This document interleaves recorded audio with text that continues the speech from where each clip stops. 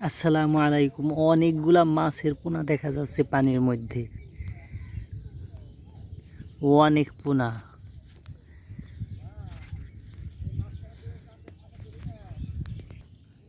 এই মাছে পোনা ছেড়েছে, কিন্তু দেখা যায় যে পানি আসার থেকে শুরু করে মাছগুলা জাল দিয়ে মারে।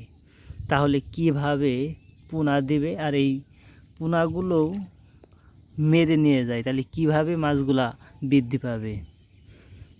আগে অনেক মাছ বলে থাকতো, তারা এত পরিমাণে মাছ মারতো না, আর এত মাছ মারার এত জাল জুল আবিজাবিও ছিল না।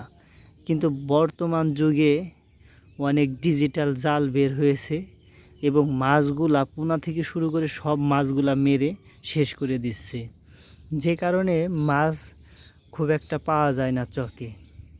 কারণ পানি আসা থেকে শুরু করে যদি মাছ মারে, তাহলে মাছগুলা থাকবেই কোথায়? এই এলো অবস্থা। পোনাগুলো একদম ছোট ছোট।